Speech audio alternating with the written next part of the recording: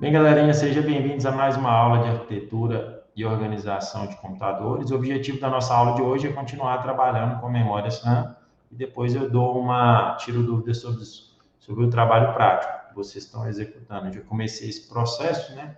E aí eu termino depois dessa parte aqui da aula. Então tá, vamos lá. Funcionamento na memória RAM, né? Tem um chipzinho, gente. Esse chip, o pessoal chama ele de ponte sul, tá? Dentro da placa-mãe. Hoje, esse controlador de memória, ele já é interno, só os processadores, placas antigas, que vêm com controladores de memória externo, que seria esse chipset central ali da placa-mãe que faz a comunicação do processador com a memória RAM, tá? Controlador de memória é o elemento através do qual o processador acessa a memória principal. Ele é importantíssimo, né? Sua função é de coordenar o processo de leitura e gravação de dados na RAM. A gente sabe que acessar a RAM é custoso para o processador usa memórias internas dele, né? Eu já falei isso aqui, por exemplo, memória cache, antes de gravar o dado na memória RAM.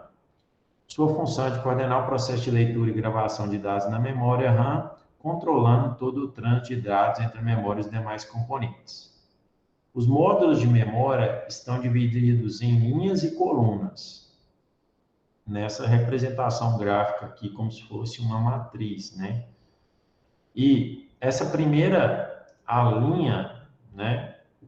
Dentro do controlador de memória, o primeiro valor é esse rasa aqui, ó. Indica o número da linha onde se encontra o dado a ser acessado. No caso de uma memória RAM, o byte, né? 8 bits, conjunto fixo aí de bits. E o segundo, que é o CAS, Column Address Strobe, indica o número correspondente à coluna. Então, um endereço, ele é composto de um RAS, que indica a linha, e o CAS, que indica a coluna. Então, você tem se acessar ali a memória, você precisa do RAS e do CAS. Então, o processador manda um endereço, esse endereço ele é composto de RAS e CAS. A memória está organizada dessa maneira aqui que está sendo exposta, né, com esse RAS e com esse CAS. A memória RAM é organizada em diversas unidades de armazenamento chamadas células, cada uma ocupando um endereço de memória. A célula é a menor unidade de memória composta por um número fixo de bits, geralmente 8 bits, que equivale a 1 byte, e é identificado por um endereço único e fixo. Existe um barramento comum, que é compartilhado por todos os endereços do módulo, para envio e recebimento das informações. Conforme abordado anteriormente, a palavra é a unidade utilizada para representar a transferência de dados entre um processador e memória. Hoje a palavra, a gente já viu em vários exemplos, ela é 64 bits, tá? Os processadores atuais utilizam 64 bits. Tem processadores para outros propósitos, como os processadores gráficos, que aí utilizam 256 bits, né? Ou utilizam outros tamanhos de palavra. Os para propósito geral utilizam tamanho 64 bits. O procedimento de leitura de informações na memória passa, portanto, pelo controlador de memória que envia pares de endereços RAS e CAS. Isso que falei anteriormente, né? Então, para você acessar a memória, você precisa do RAS e do CAS, que são esses endereços. E recebe de volta uma quantidade de informações, né, conforme a largura, né, do barramento, no caso, 64 bits como exemplo. Mesmo que sejam necessários apenas alguns bytes a serem lidos, todo o bloco de bits adjacente é enviado. Mesmo que você não queira todos aqueles bits, você sempre busca 64 bits. Né? Você entrega 64 bits, mesmo pedindo só 42.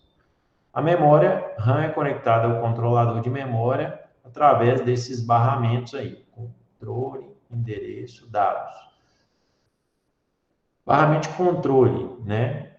você pode buscar dados na memória RAM ou pode enviar dados para a memória RAM. O endereço, você sempre vai mandar dados para a memória RAM, porque você quer acessar aquela posição. E você tem os dados.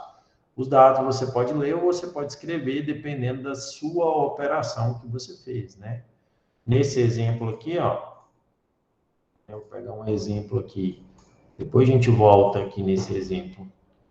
Deixar ele até aqui, que às vezes a gente consegue resolver depois. Acho que vou tirar aqui depois, se for o caso. Coloquei temporariamente aqui no arquivo. E depois a gente volta com ele para lá.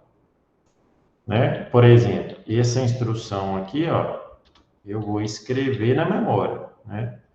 Que no caso eu vou mover para a posição 100, o valor 10. Deixa eu ver se ele aceita essa instrução. Beleza, aceitou aqui, ó. Então eu estou escrevendo na memória, né?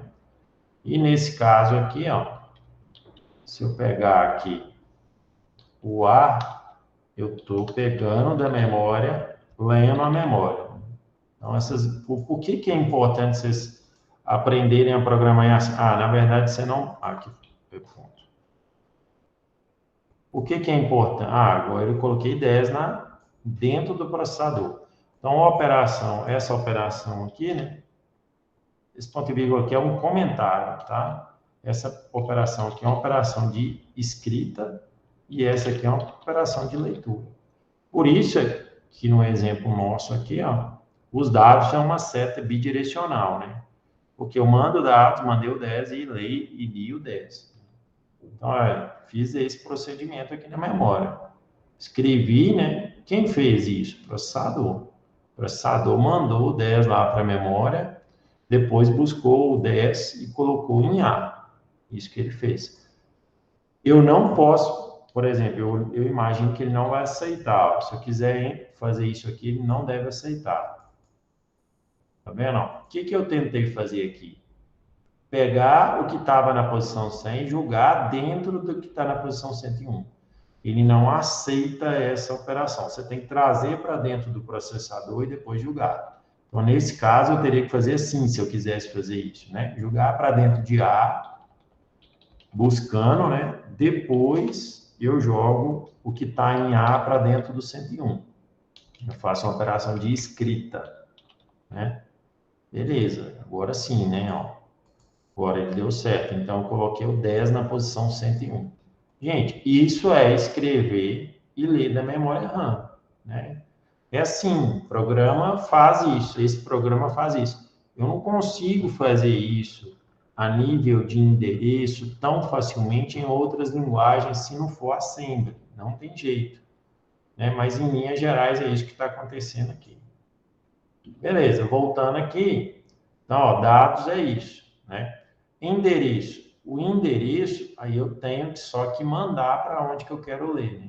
Nesse caso aqui, ó, eu estou mandando o endereço 100. Endereço, sempre estou mandando ele, 100. Aqui eu estou mandando 100. Então, eu sempre mando para a memória qual que é o endereço que eu quero ler, eu quero escrever. Por isso que é unidirecional. E o controle, que é esses move, pode ser tanto para ler, para enviar dados ou para escrever dados, né?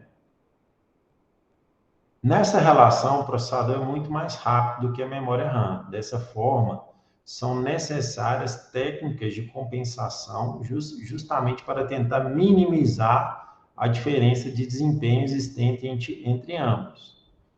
Aí, nós podemos destacar a utilização de memória cache. A gente vai falar sobre memória cache hoje ainda, né? Então, a memória cache você está acessando, não a memória RAM. Dependendo da forma que você trabalha com o cache, você também acessa a memória RAM.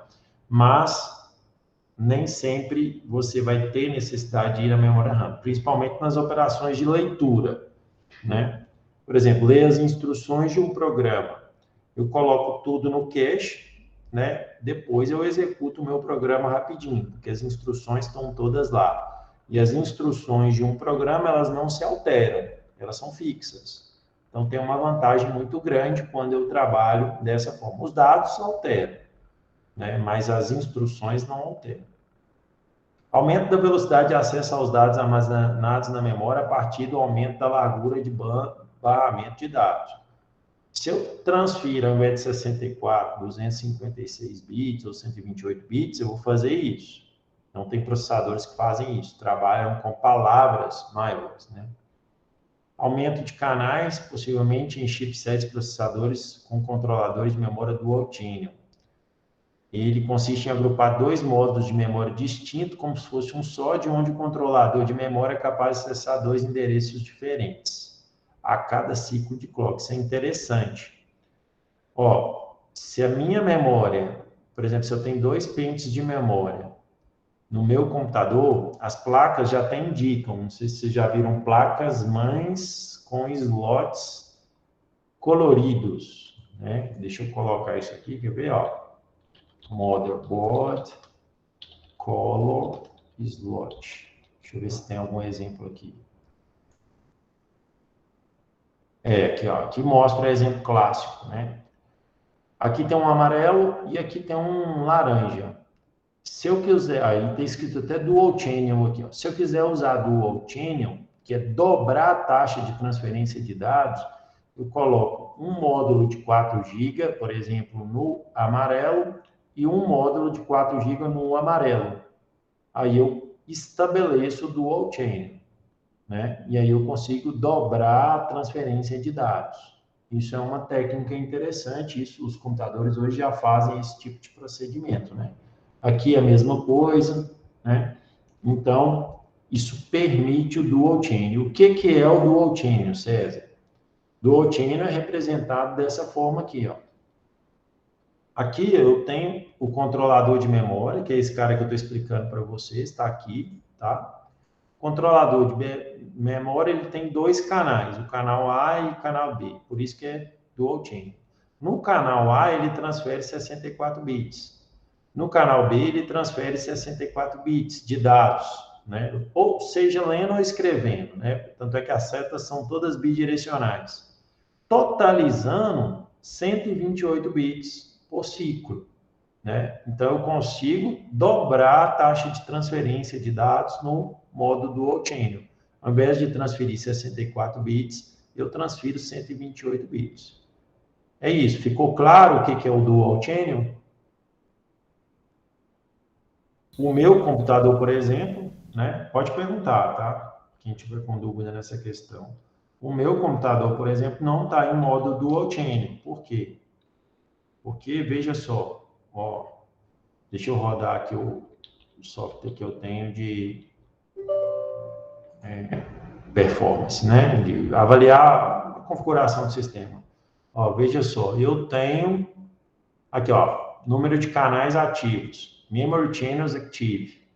Então, eu tenho só um modo de memória, né? Eu só tenho um pente de memória, um DIMM, né? DDR4, mas eu tenho apenas um. Então, eu não funciona, mas ele suporta 2 canais.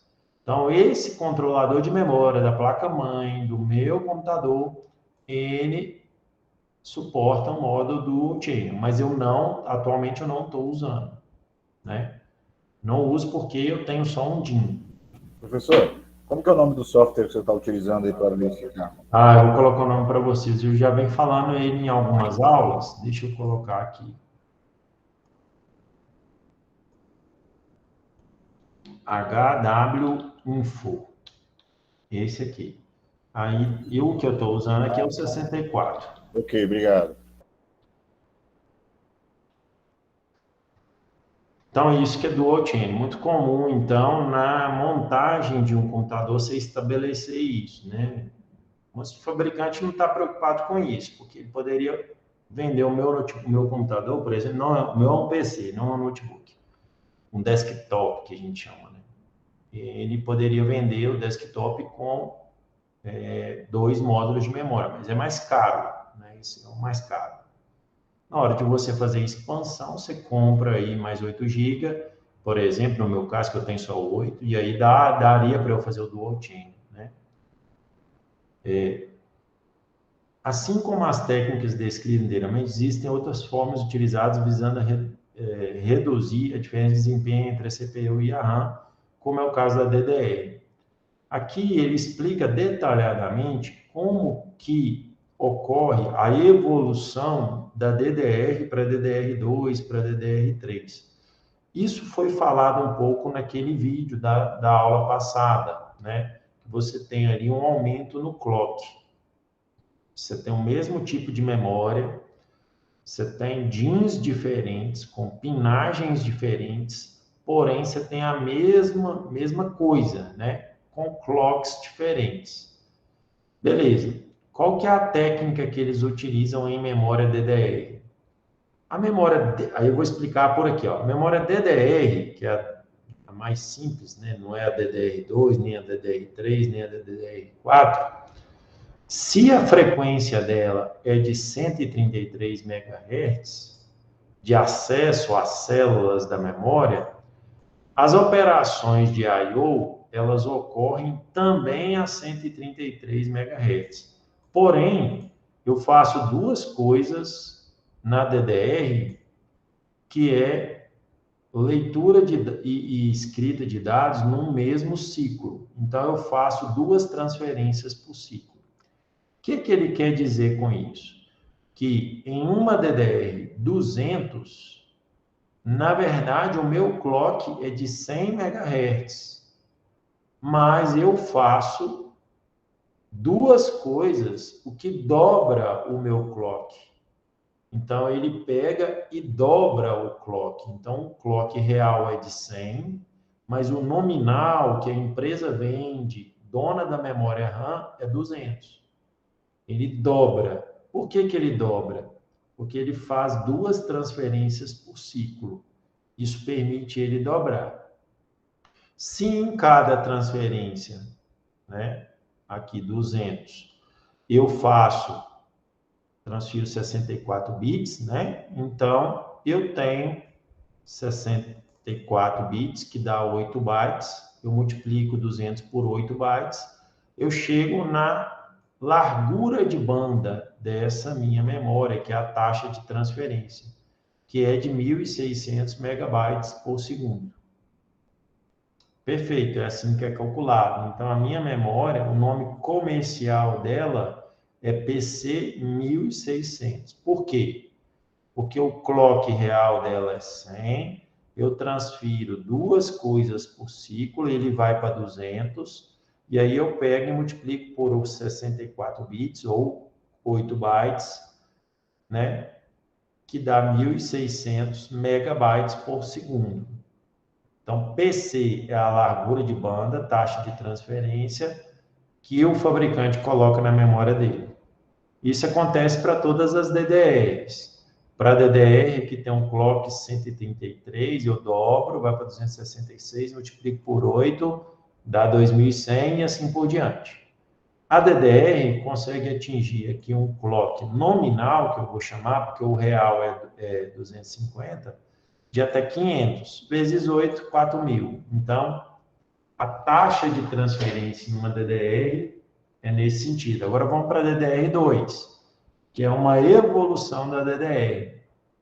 Na DDR2, você consegue aqui, ó, ter um clock diferenciado. O clock real dela é 200, no buffer aqui dela é de 266. Então, houve um aumento no clock. Se eu consigo transferir 2 dados por ciclo, que é na leitura e na escrita, então ela trabalha com o clock mais rápido. Então, eu consigo 266 vezes 2, que dá, por exemplo, 533 MHz efetivo.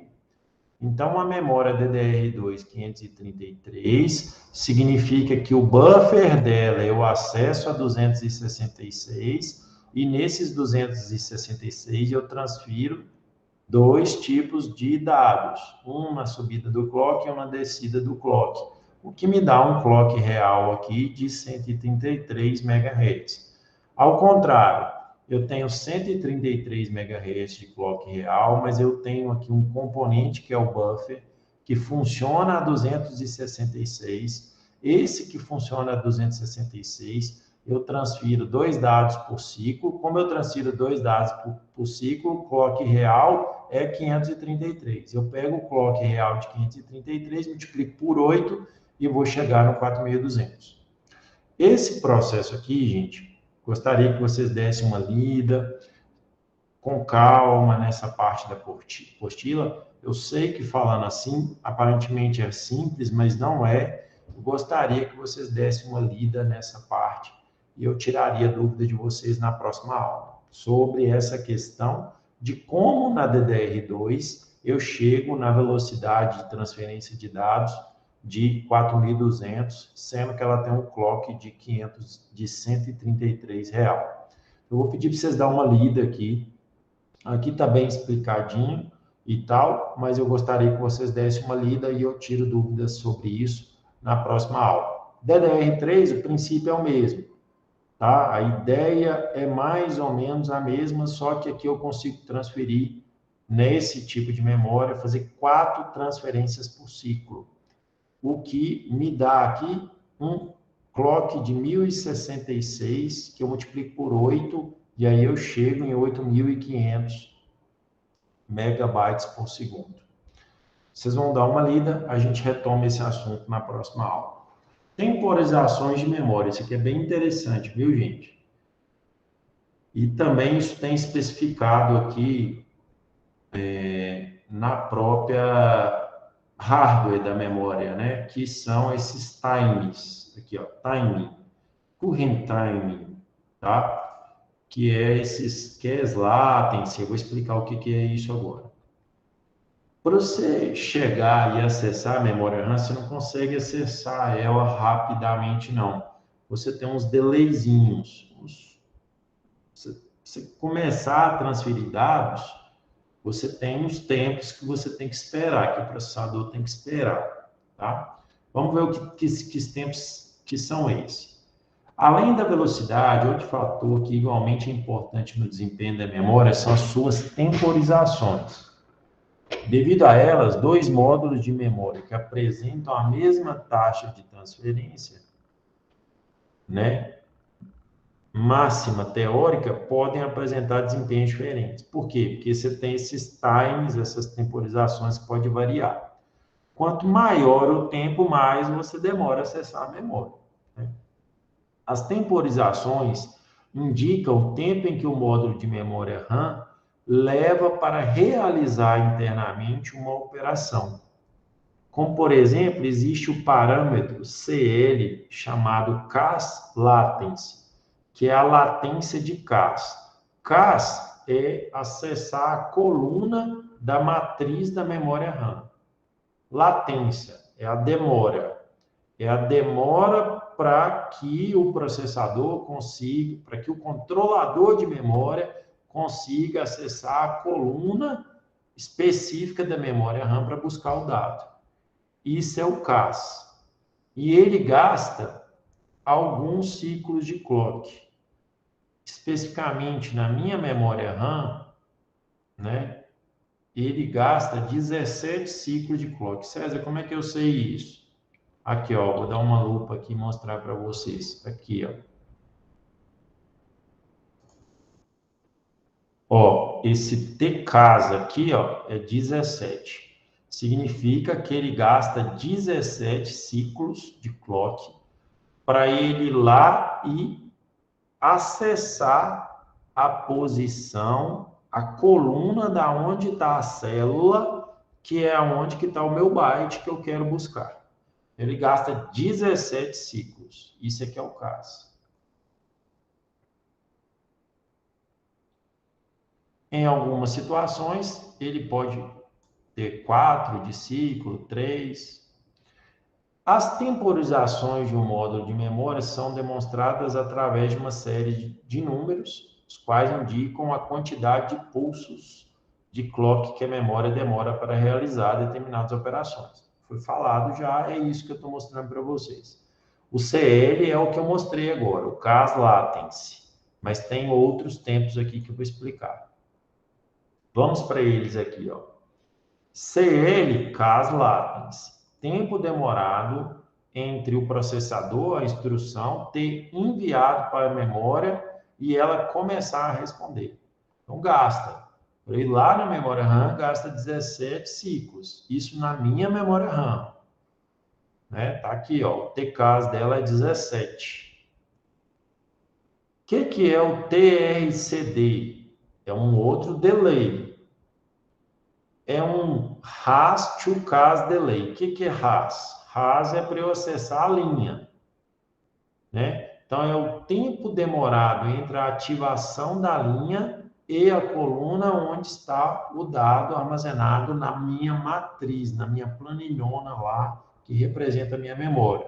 Então, eu vou lá, pá, acesso a coluna. Agora eu tenho que vir acessando a linha até chegar naquela coluna e pegar o dado.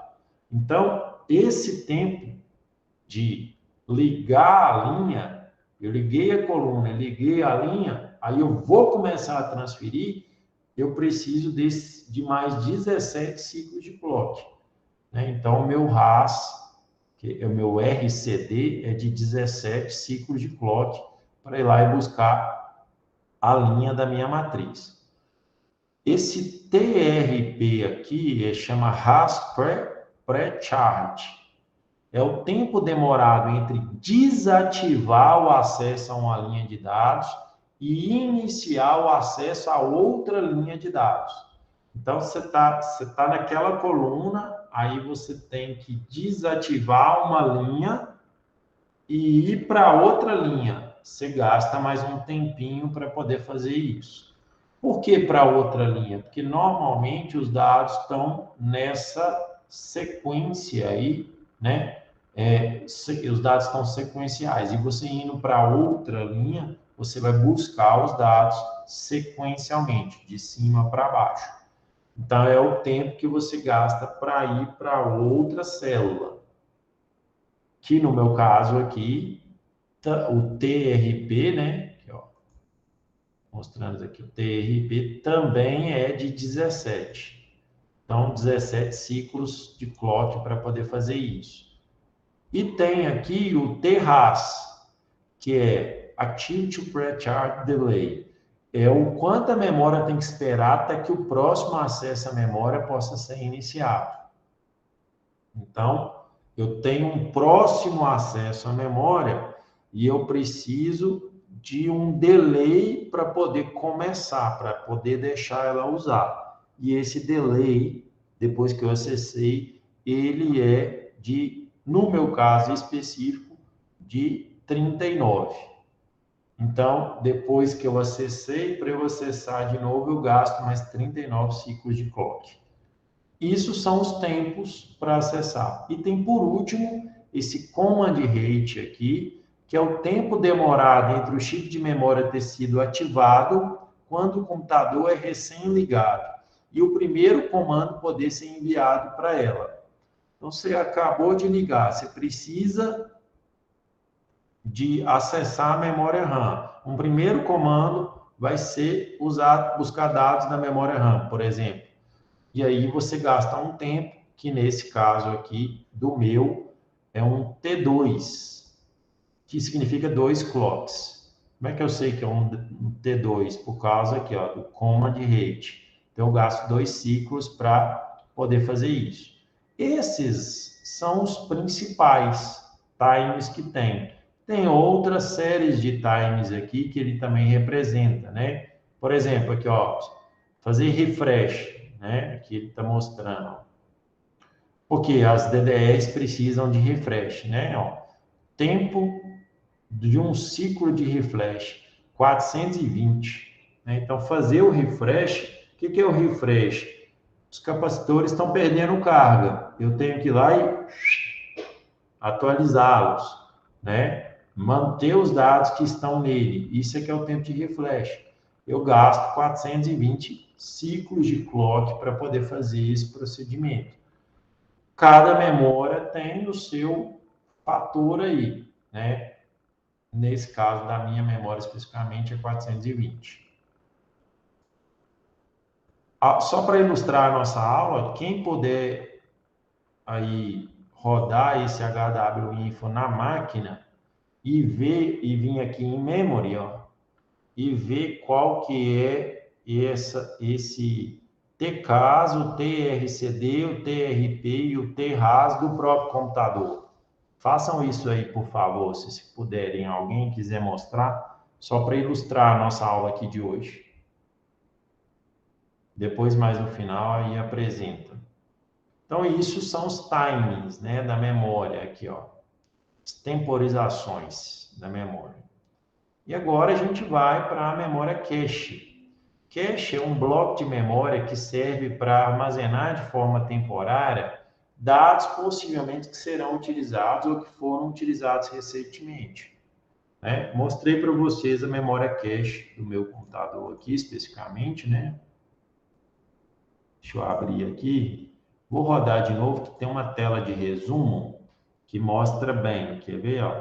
HWInfo. A questão da memória cache. Beleza, ele está examinando, está rodando.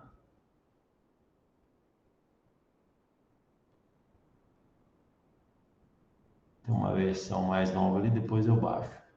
Aqui, ó. Aqui conta aqui, ó, o cache do meu computador, né? Eu tenho aqui, ó, 32 L1 e L1D, né? São dois tipos de L1. Eu tenho o L2 e eu tenho o L3, tá? Nessa minha CPU aqui, que é um Intel Core i5 sétima geração T, né? Então, eu tenho isso de memória cache. O que é o cache? É uma memória SRAM, não é uma DRAM, não é uma DRAM, não é uma DDR. É uma memória que não precisa de refresh, tá? Vou até mostrar aqui para vocês que, ó, as memórias SRAM, que dei aqui,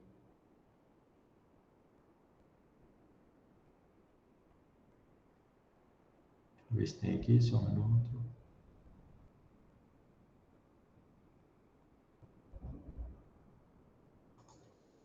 Aqui, ó.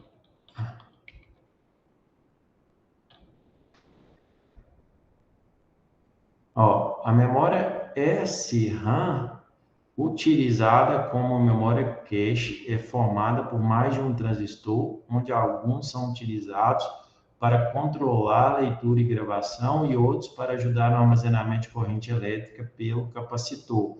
Não tem necessidade aqui na SRAM de refresh. Quer ver? Tem algum lugar aqui que ele fala, ó.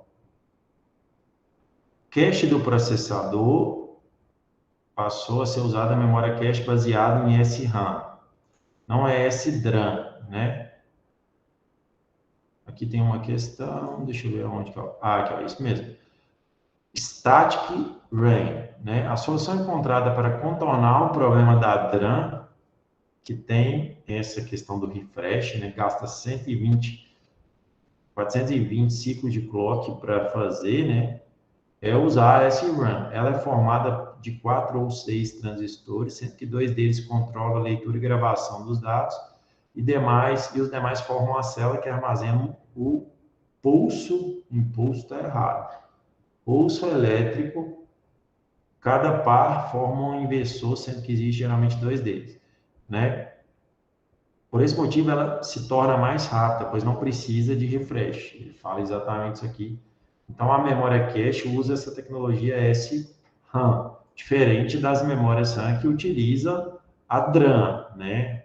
A memória DRAM. Então, beleza. Trata-se de uma memória de acesso rápido, servindo para armazenar dados frequentemente utilizados pelo processador. Seu objetivo é de evitar, na maioria das vezes, que o processador tenha que acessar a memória principal. Por quê? Todos aqueles times lá, né? CAS latency, RAS latency, command rate, refresh, tudo aquilo lá faz parte da memória RAM. Na memória cache, você não tem nada daqueles dados lá, aqueles clocks lá. É por isso que o cache é mais rápido. Seu objetivo é evitar, na maioria das vezes, que o processador tenha que acessar a memória principal, que é lenta, né? Atualmente, sistemas utilizam mais de um nível de cache na hierarquia de memória, sendo cache primária o cache L1. Aí eu mostrei o exemplo para vocês, cache L2 e cache L3. A cache L1 fica próxima ao núcleo do processador e o acompanha em velocidade, apresentando tempos de latência extremamente baixos. Então, as latências aqui são baixas. Ela é organizada separando a área de instruções da área de dados. Por quê? Porque instruções não mudam. Então, por isso que existe essa separação. As demais caches são organizadas de forma unificada, sendo cada nível hierarquicamente inferior, L2 e L3, apresenta maior capacidade de armazenamento, vai crescendo, porém uma distância maior do processador, resultando em delay, né, em latência, em tempos de acesso superior em relação ao que se encontra nos níveis superiores. A leitura de dados no processador começa sempre no cache L1. Caso o dado seja encontrado, o processador não perderá tempo. Caso ele não esteja no cache L1, o próximo a ser acessado é o cache L2. Encontrando o que procura nele, o processador já perderá algum tempo, mas não tanto quanto na RAM. E assim sucessivamente. Então, o processador procura no cache L1, se não acha, vai no cache L2, se não acha, vai no cache L3, se não acha, vai na RAM, se não acha, vai no HD. Referente a tempo de acesso, para efeito de comparação, para acessar aqui o L1, eu tenho cerca de 3 a 4 ciclos, né, de clock. Para o L2, de 10 a 15 ciclos. Para a memória RAM, ele colocou aqui 140 ciclos. Função da cache do processador, né? A cache anteriormente era limitada a armazenar cópias das últimas informações acessadas pelo processador, descartando as informações mais antigas ou menos acessadas, trabalhando de forma unificada. Atualmente, a cache, como visto anteriormente, pode trabalhar de forma unificada ou separando instruções de dados.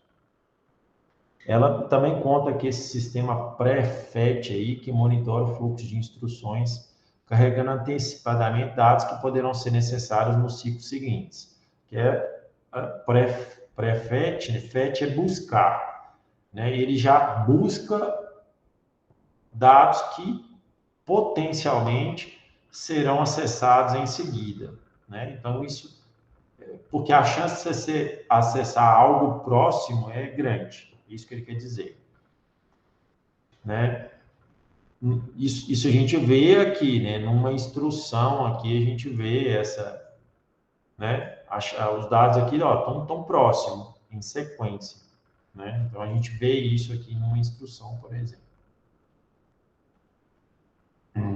Então tem essa questão do pré-fetch que faz esse processo, né? A cache L1 passou a ser dividida em 2 blocos independentes, sendo um destinado para armazenamento de dados e outro para instruções, o que possibilita que o processador leia dados simultaneamente. A cache exerce contato direto com a memória principal, seja gravando ou lendo informações. Para agilizar essa relação, existe uma chamada TLB na cache 2. Essa TLB, que é essa Translation Locase Buff, é que faz a tradução do que é endereço real para endereço virtual, porque normalmente o processador trabalha com um endereço virtual. Por que virtual? Porque às vezes ele trabalha com uma área de dados de endereços maior do que a RAM. Então, a TLB tem a função de fazer essa conversão de endereço virtual em endereço físico. Isso que ele quer dizer aqui.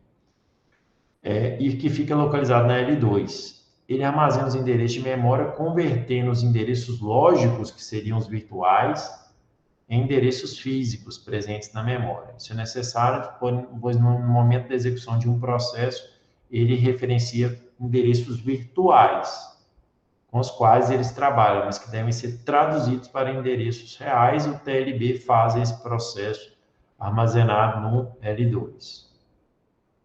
Só aqui em cima, ó, é função. Como o processador trabalha apenas com informações em registradores, após executá-las, grava os resultados na memória hash, liberando os registradores para as novas informações a serem processadas. É função da política de escrita, o write policy, determinar o momento em que ocorrerá a gravação dos dados da cache em seu local original. Para isso existem dois tipos, que é essa política, o write truth aqui, e a política write back. O que é isso? O que é a política write truth? Cada vez que um elemento é escrito na cache, ele também é gravado no local de armazenamento original, lá na memória. Assim, a memória que está hierarquicamente abaixo possuirá a informação atualizada. Então, toda operação de escrita, o que ele está querendo dizer com essa política? Se a política foi essa. Se você escreve aqui no cache L1, você vai atualizar o cache L2, você vai atualizar o cache L3 e vai atualizar a memória RAM. É assim que funciona. Nessa política de write truth. Na política write back, as escritas são realizadas apenas na cache. Então, você não vai na memória RAM. Quando a informação for removida, ou seja, for substituída por outra informação, aí sim você manda ela para as memórias inferiores. Então, quando a informação for removida, são identificados quais dos elementos foram alterados e somente essas posições são escritas de volta nos locais de armazenamento originais. Com isso, é reduzido o tempo que se leva para escrever na memória, pois ele é reduzida a quantidade de operações de escrita na memória. Como você não vai toda hora na memória, você só vai quando o dado vai ser sobrescrito, você reduz o tempo de escrita, consequentemente, você reduz o tempo de acesso à memória RAM. A política write back é uma política melhor do que a política write truth. Aí cabe ao fabricante, né, do processador definir qual a política que ele vai utilizar. Só esse comentário que ficou aqui, que passou, tá? Beleza? É isso. Isso que tem de memória cache para nossa aula de hoje. Então, memória cache é essa memóriazinha que está dentro e é uma SRAM em resumo, né? Vamos ver um resumo aqui, ó. O conceito de cache é utilizado nas mais diversas situações. Essa questão de cache, você tem cache em navegadores, cache em disco rígido, mas para o nosso foco aqui, o que importa é cache em processadores, né? Por exemplo, quando você acessa uma página, né? Ver se isso vai acontecer aqui rapidamente aqui, deixa eu ver. Acessei uma vez, né, essa página, aí na hora que eu acesso essa página de novo, anda mais rápido. Por quê? Porque ela está em cache. Essas imagens todas que baixaram aqui no momento de acesso a essa página, elas ficam em cache. Para quê? Porque eu não preciso ir lá no servidor e baixar de novo. Como é que eu garanto que eu estou pegando uma informação fresquinha de última hora? Se eu vou no navegador, ao invés de dar um F5, que seria a atualização aqui, ó, eu dou um Ctrl F5. O Ctrl F5, obrigatoriamente, ele vai no servidor. O F5, que seria só a atualização, ele pega o que está em cache. O Ctrl F5 vai no servidor. Então, às vezes, você quer ver algum placar, e aquele placar de alguma partida de futebol, por exemplo, não está atualizando, você dá um Ctrl F5, que aí ele vai no servidor e pega a última informação. Ou eu estou acessando um site, mas aquele site, para mim, ainda não foi atualizado, um resultado de algum concurso, de alguma coisa, e alguém já está com o cache novo e eu não estou vendo, você dá um Ctrl F5, que aí você vai no servidor e atualiza o seu cache. Então, o navegador também tem cache que serve para esse propósito, né? Então, muita coisa tem cache.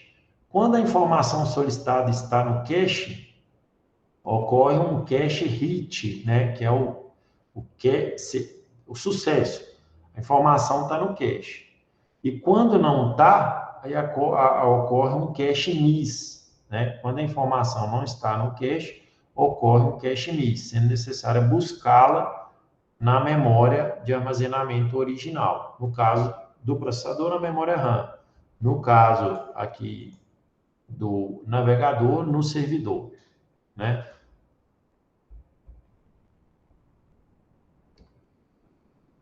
E pode surgir a necessidade de liberar espaço para essa nova informação. A informação que é armazenada no cache, em algum momento, deve ser repassada para o meio de armazenamento original, de acordo com as políticas, né? Write truth ou write back. Os caches podem ser organizados, divididos em área de dados e de instruções, porque as instruções não mudam, por isso que, às vezes, misturar instruções com dados pode ser prejudicial, né? No processador, por exemplo, quando é instruções, você não vai alterar. Você não tem escrita em instruções, você só tem leitura, né? Aqui, ó, as instruções, eu só leio. Move, jump, isso é só leitura. No processador, a memória, porque isso é a codificação. O programador escreveu aquilo lá não muda. O que muda é o dado, é o valor, né? No processador, a memória cache é utilizada para evitar o acesso à RAM, dividida em 3 níveis, L1, L2, L3. A função da cache, com o passar da evolução, foi sendo aperfeiçoada, passando de simples armazenar as últimas informações para auxiliar e agilizar o desempenho do processador. Cache é importante, quanto mais cache você tiver, mais rápido vai ser o seu processador. Enfim, é isso. É isso que é memória cache. Memória secundária, né, esse conteúdo de memória secundária aqui é HD, basicamente, viu, gente? Ou SSD. Eu vou deixar esse conteúdo de memória secundária para a nossa próxima aula, mas basicamente é o que a gente vai ver aqui, é relacionado a um HD, né? Composição do HD, estrutura do HD, esses discos, eixo, cabeça de leitura, né, as trilhas, setores, conexões, né, por exemplo, a gente vai ver. E eu passo para vocês essa placa controladora, que é muito importante. Parte de desempenho, vou mostrar para vocês. Ele também tem um cachezinho, o HD tem cache. Não é toda hora que ele vai no disco. Ele tem uma memóriazinha lá que ele busca o dado, põe no cache e aí para depois ele ir no disco, né? Então você tem cache também no HD. Mas eu passo essa informação aqui do HD na próxima semana, né? E com isso eu finalizo aqui nossa aula teórica de hoje, né? Vamos para as dúvidas, gente. Interromper a gravação aqui.